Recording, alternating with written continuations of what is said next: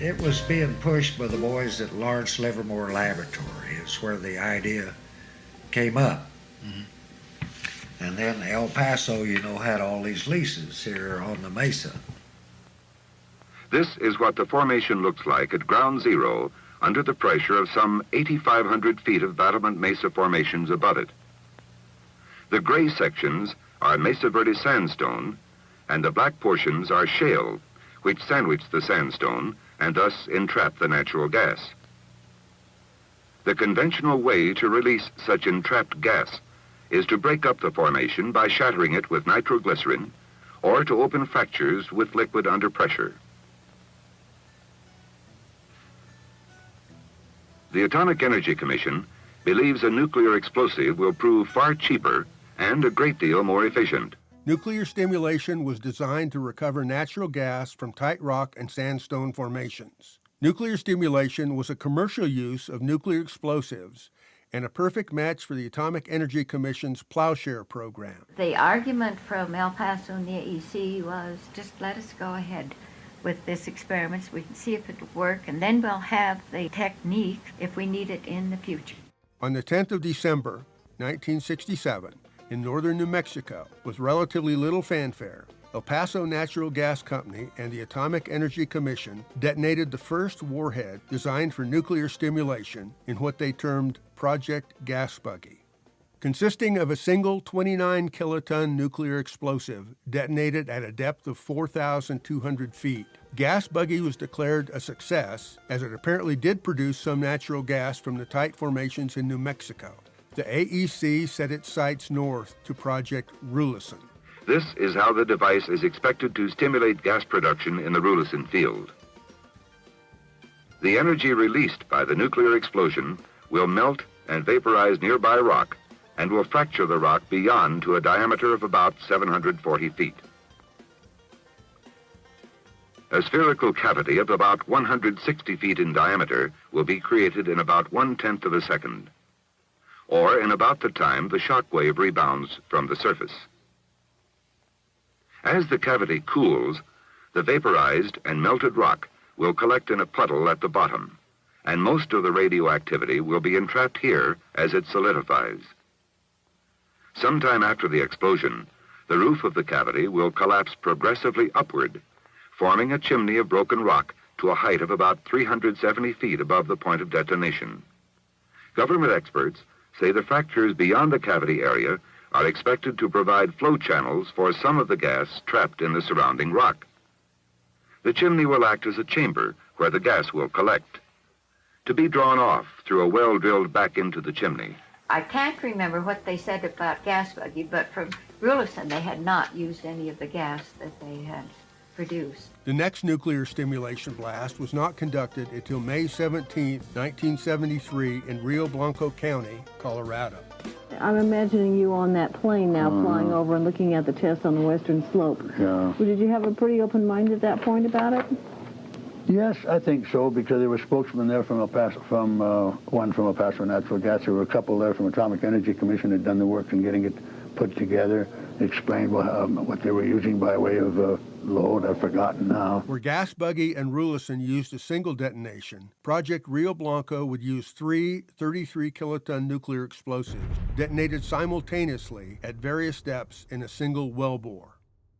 Colorado's Governor John Love originally expressed some hesitation about nuclear stimulation, stating in January of 1973 that he was considering vetoing the Rio Blanco project.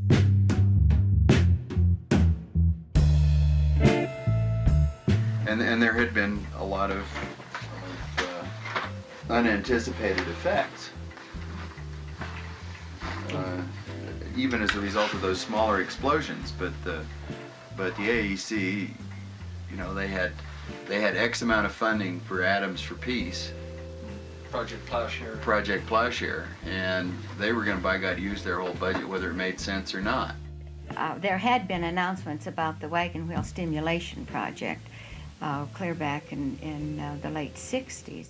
El Paso Natural Gas would bring Phil Randolph, who was their public relations man, up here to discuss how benign a technology this was, and to discuss how little it would impact the local people.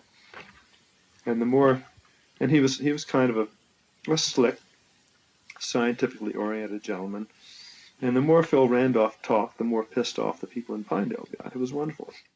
You didn't have an argument till you went to a meeting in Big Piney. The cattlemen had a meeting down at Big Piney, and there were in excess of 1,000 people that attended this because they were going to discuss this wagon wheel project. We were pretty upset because the field, of course, that they really wanted to, the El Paso field that they wanted to try it on was the wagon wheel, of course, which is, you know where it is. Yeah, it's just south. It's on the Big Piney cutoff. El Paso's Project Wagon Wheel was located 19 miles south of Pinedale. Development on the field had been attempted and failed several times since the 1930s, but Project Wagon Wheel would have been the first to attempt to free the gas using nuclear stimulation. El Paso Natural Gas was not an outsider in this way. In 1953 or 4, the Union Pacific Railroad, over which I've had an ambivalence between love and hate all of my life since I was a 2 or 3-year-old kid. When you raise in Rock Springs, that's how it is. The Union Pacific Railroad ceased the burning of coal and its prime movers for the entire system and put in diesel fuel. Lovely, new, fancy-looking rigs. And that put about 3,500 men out of work in Wyoming. And Rock Springs was a pretty sick town there for about 1 year. And the people say, well, when are they going to roll up these sidewalks? Where do we go from here? And that sort of talk. And up comes a little outfit called El Paso Natural Gas, and the first thing you know, there are 40, 45 people getting jobs driving trucks and going out south, building some wells, another 40 or 50 people employed out in Northwest.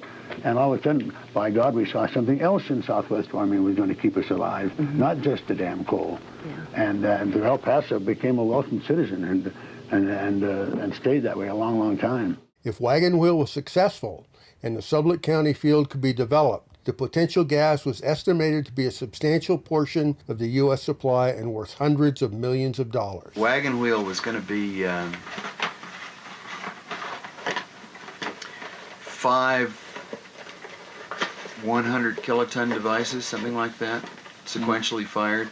As a scientist, I would have been fascinated to see something like this. You know, you have all the theories, and then you think, aha, now suppose we had, instead of just one detonation going on, we had 5 sequentially, a minute apart or something like that. What would happen then? So as you got to know more about it, what seemed to you to be the biggest problems with it? Well, the biggest problem to me was the idea that we might be polluting one of the major aquifers of the West with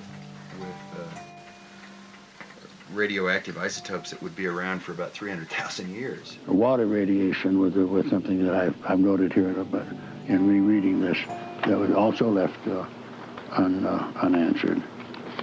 And God, that's all we need to do is mess up the headwaters of the Green River and take care of millions and millions of people downstream. Right.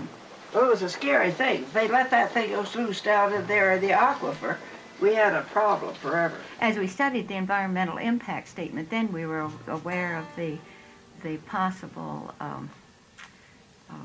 consequences. The gas, of course, would be radioactive. And the idea was that when they piped the gas into gas lines, into pipelines, that they would pipe other gas in, and the radioactive elements would be diluted.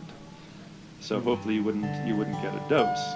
They wanted to flare the gas for a year, and it was going to drop out all the tritium, cesium-137, and so forth and so on the people that lived downwind. If my recollection is correct, they made statements, for example, to the effect that people living downwind should not really use the milk from their cows. And of course, when a cow grazes on the grass that has had iodine-131 drifting down on it, the cow concentrates that radioactive isotope in the milk.